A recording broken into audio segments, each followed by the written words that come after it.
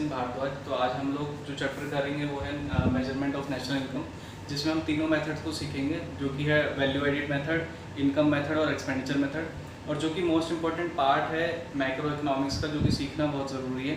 तो इसको बहुत ईजी वे में सीखेंगे आज हम लोग। तो चलो शुरू करते हैं। सबसे पहले हम लोग सीखेंगे वैल्यू एडिड मेथड का मतलब क्या होता है। वैल्यू एडिड इसको डिकोड करते हैं एक एग्जांपल से। फॉर एग्जांपल एक मैं एग्जांपल लेता हूँ। आप लोग टोमेटो केचप का यूज़ करते होगे, किसान कंपनी की।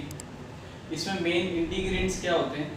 अगर मैं बात करूँ तो टोमेटो होते हैं, मेन जो है टोमेटो हम लोग इसमें यूज़ करते हैं। तो फॉर एग्जांपल ये एक फार्मर है, इसने 1000 रुपीज़ के जो टोमेटो हैं वो प्रोड्यूस किए। ये टमाटर लेकर ये गया किसान की फैक्ट्री, किसान केचप की फैक्ट्री।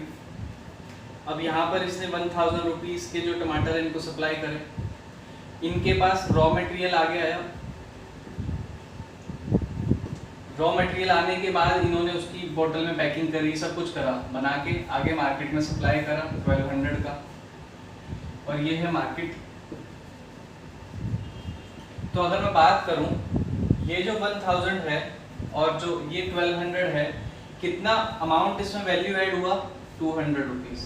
तो यही तो वैल्यू एडिशन है, यही तो वैल्यू एडिड मेथड में हम लोग सीख रहे हैं कि जब भी कोई रॉ मटेरियल फिनिश गुड्स में चेंज होता है, रॉ मटेरियल फिनिश गुड्स में चेंज होता है, तो कुछ ना कुछ उसमें वैल्यू इंक्रीज होती है। क्यों?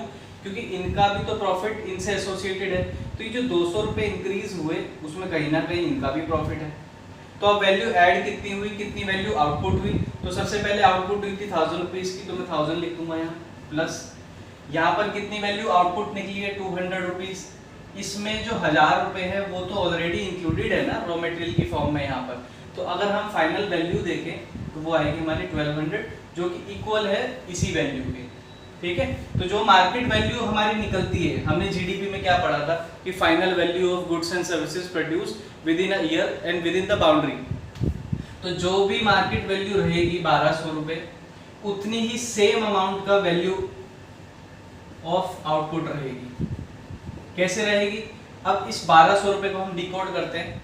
वैल्यू कितनी थी? 1200 रुपये किसान की बोतल की। अगर मैं वैल्यू एडिड निकालना चाहूँ कि कितनी इकोनॉमी में वैल्यू ऐड हुई है, तो फॉर्मूला क्या होगा? Value of output minus intermediate consumption. Intermediate consumption का मतलब ये वही है रॉ मटेरियल जो हमने खरीदा था। तो इसको क्या मैं परचेज के नाम से लिख सकता हूँ? हाँ, लिख सकता हूँ। तो वैल्यू ऑफ आउटपुट कितनी थी? 1200 रुपये। और टमाटर कितने के लेकर आए थे? 1000 रुपये। तो इकोनॉमी में वैल्यू एडिड कितना हुआ है? 200 रुपीज़ का। तो सिंपल सा फॉर्मूला है। ठीक है, अब वैल्यू ऑफ आउटपुट तो मैंने बता दिया। इस इंटरमीडिएट को हम लोग थोड़ा सा और एक्सप्लेन करते हैं। इसको मैं दो पार्ट में बांटता हूँ। पहले यहाँ लिख देता हूँ मैं, इंटरमीडिएट कंजम्पशन। इंटरमीडिएट कंजम्पशन का सीधा सीधा मतलब है कि माल को परचेज करना, परचेज ऑफ रॉ मटेरियल। अभी रॉ मटेरियल हम लोग कहाँ से खरीद सकते हैं? पहला, या तो हमारी डोमेस्टिक मार्केट से, तो इसका नाम क्या होगा?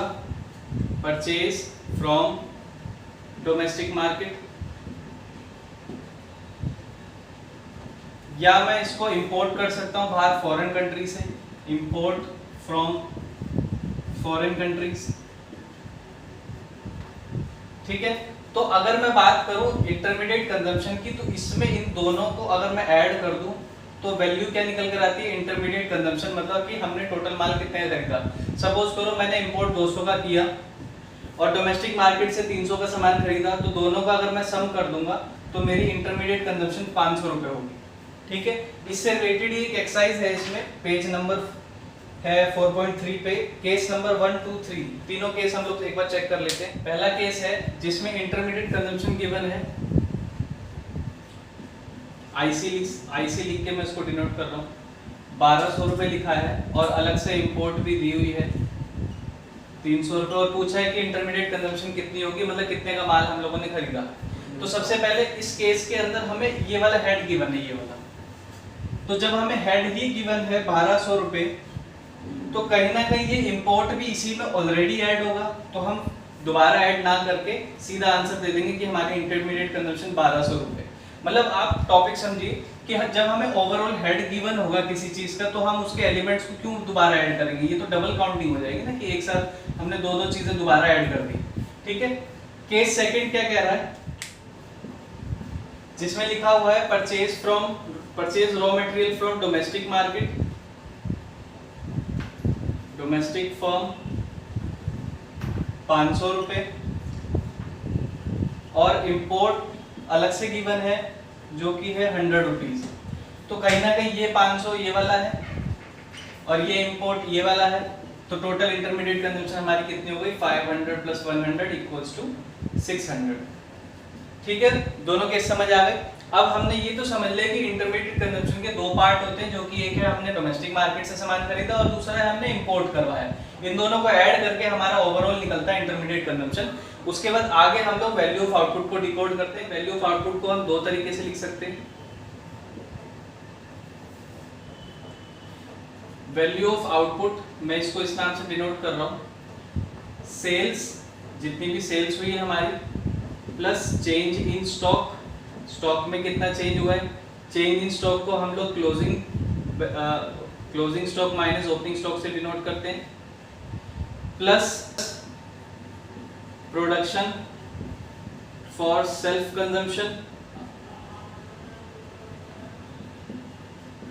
प्रोडक्शन फॉर सेल्फ कंजम्पशन का मतलब क्या है, यहाँ पर अगर मैं बात करूं तो सपोज करो ये एक एनडीएच की फैक्ट्री है, इसकी ये ओनर है, इन्होंने 10 पैकेट्स मसाले बनाए, जिसमें से कि 8 उन्होंने सेल कर दिए, और जो 2 पैकेट है वो घर चले गए, क्योंकि शाम को भी दाल मखनी बननी थी घर पे।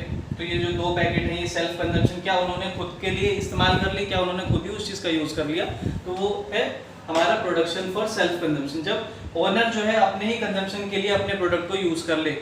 ठीक है, तो एक फॉर्मूला तो ये है। सेकंड वैल्यू ऑफ आउटपुट का फॉर्मूला क्या है, क्वांटिटी जितनी भी प्रोड्यूस हुई है इनटू में price plus change in stock.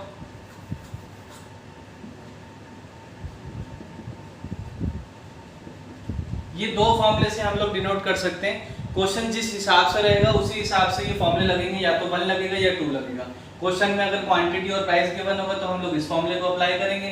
Question में अगर ये लिखा होगा कि सेल्स है, चेंज इन स्टॉक है, प्रोडक्शन फॉर सेल्फ कंजम्पशन है, तो हम लोग फर्स्ट वाला फॉर्मूला अप्लाई करेंगे। ठीक है, अब ये चीज तो समझ आ गई, ये फॉर्मूला अभी हमने समझा था। अब इसमें मैं पहले सेल्स को भी एक बार डिकोड करूँ दो चीजों में।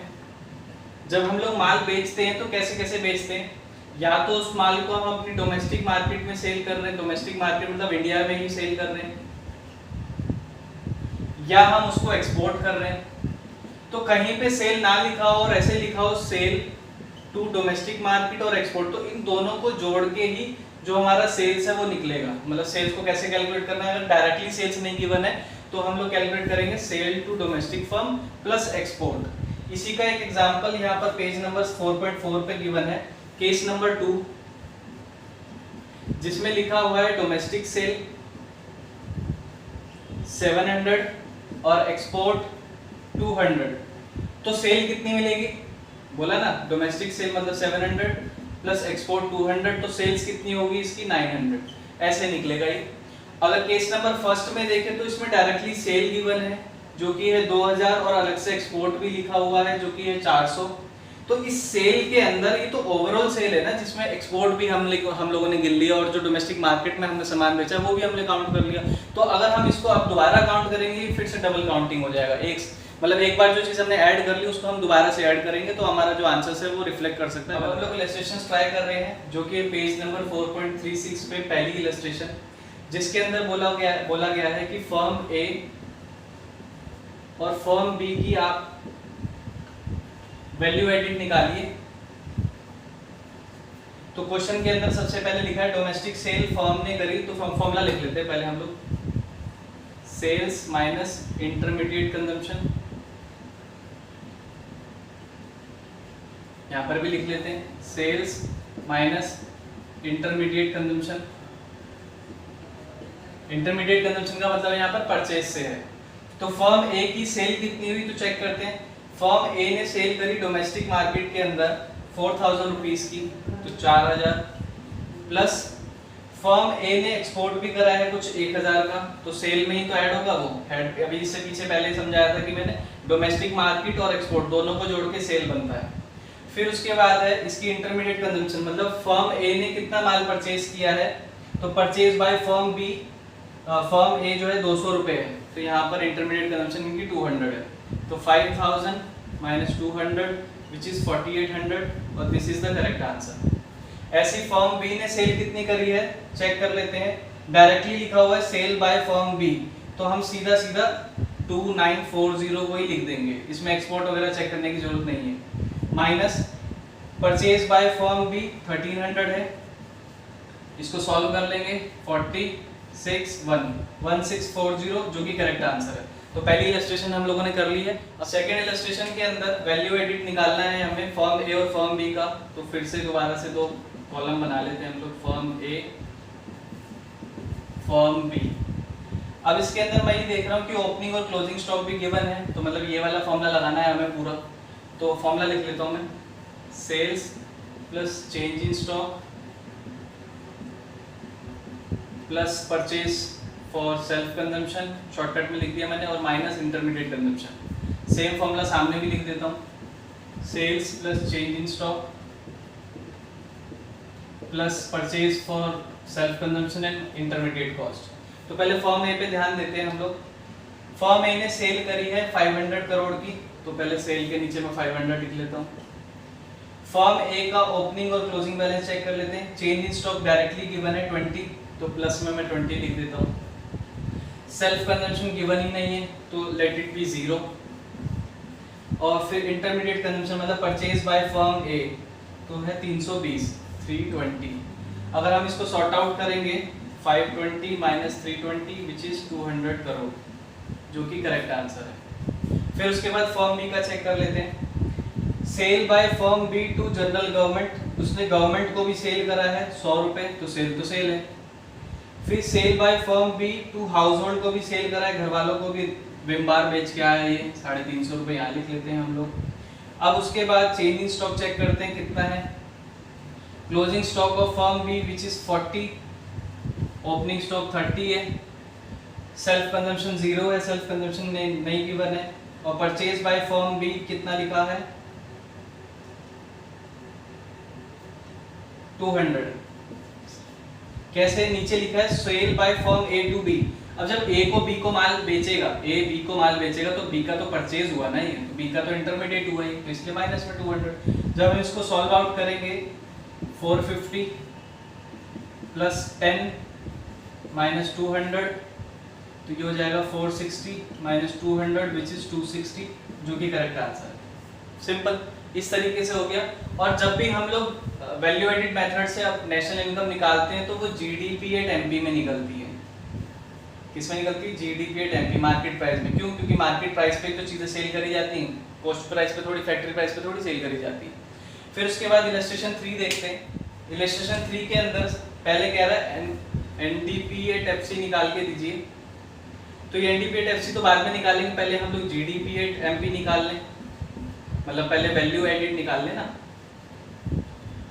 फिर बाद में उसकी तरफ चलेंगे। तो इसका फॉर्मूला क्या था? Sales plus change in stock plus production for self consumption minus intermediate cost. तो अब चेक कर लेते हैं। सेल्स है 90, तो 90 इसके नीचे। ओपनिंग क्लोजिंग बैलेंस अगर देखें, क्लोजिंग है 25, ओपनिंग है 15, सेल्फ कंजम्पशन है कुछ भी नहीं है, और इंटरमीडिएट कंजम्पशन है 40, और यहाँ पर परचेज ऑफ रॉ मटेरियल भी 15 लिखा है, तो इंटरमीडिएट कंजम्पशन के अंदर ही ये इंक्लूड है, तो हम बार बार नहीं इसको लेंगे, ठीक है। फिर उसके बाद हम लोग यहाँ ले लेते हैं -40। तो जब हम इसको सॉर्ट आउट करेंगे 90 plus 10 minus 40 which is 100 minus 40 equals to 60। तो हमारी जीडीपी एट एमपी तो 60 आ गई, तो मतलब जीडीपी एट एमपी कितनी आ गई? 60।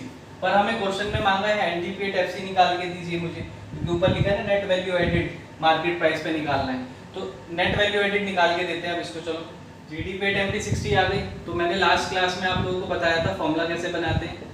यहाँ ये लिखेंगे जो चीज़ गिवन है, ग्रॉस से नेट पे जाना है। मेरे इस मार्कर की नेट वैल्यू आज की बतानी है, तो मैं क्या करूँगा, डेप्रिसिएशन माइनस करूँगा ना। तो 60 माइनस डेप्रिसिएशन यहाँ पर लिखा हुआ है 20 रुपीज़, तो जो कि आ गया 40 करोड़। आंसर आ बिल्कुल ठीक है। ये है इलस्ट्रेशन 6 जिसमें कि हमें निकालना है NDP एट FC। ये फाइंड आउट करना, ये पिछले क्वेश्चन का था, इसको हटा देते हैं।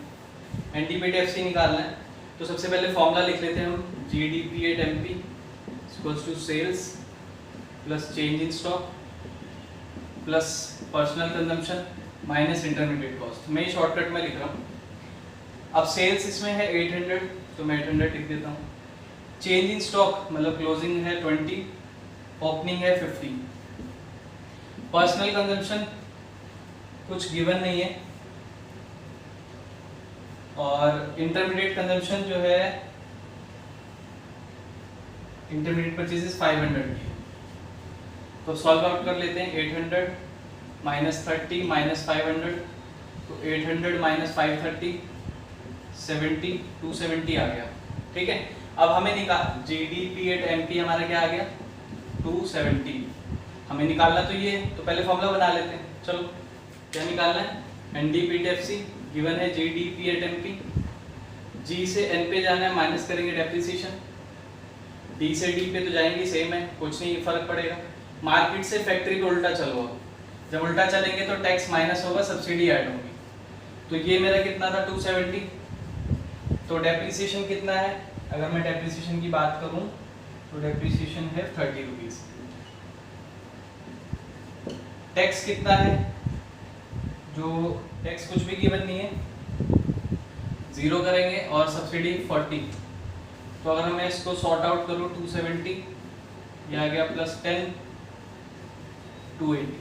आंसर आ गया। आंसर यही है, सिंपल है बिल्कुल। फॉर्मूला बनाते हुए चलना है और easily step by step religiously अगर आप फॉर्मूले को फॉलो करेंगे तो इजीली आंसर निकल जाएगा और कंफ्यूजन की कोई बात नहीं है। अब एक लास्ट क्वेश्चन अटेम्प्ट करेंगे जो कि क्वेश्चन नंबर 8, जिसमें कि चेंज इन स्टॉक निकालना है, बाकी सब कुछ गिवन है। क्वेश्चन नंबर 8 था ये, पेज नंबर है 4.39। इसमें चेंज इन स्टॉक निकालना है। थोड़ा सा ट्रिकी क्वेश्चन है पर हो जाएगा। सबसे पहले गिवन क्या क्या है, गिवन है हमें NDP एट FC जो कि है 200 करोड़। आप सबको पता है कि हम लोग जो वैल्यू एडिड है वो तो GDP एट MP पे निकालते हैं ना, तो गिवन तो ये है, तो पहले हमें GDP एट MP निकालनी पड़ेगी। तो चलो ये निकालते हैं। N से G पे जाना है प्लस डेप्रिसिएशन, फैक्ट्री से मार्केट पे जाना है तो प्लस टैक्स माइनस सब्सिडीज। तो सॉल्व आउट करते हैं इसको। NDP एट FC 200 था, डेप्रिसिएशन है 40, टैक्स है गिवन नहीं है 0, और सब्सिडी है 10 माइनस 10। 200 प्लस 30 230 आ गया हमारा क्या, GDP एट MP। तो अब ये GDP एट MP है, यहाँ लिख देते हैं। अब इसका क्या फॉर्मूला होता है, वही sales plus change in stock minus intermediate consumption.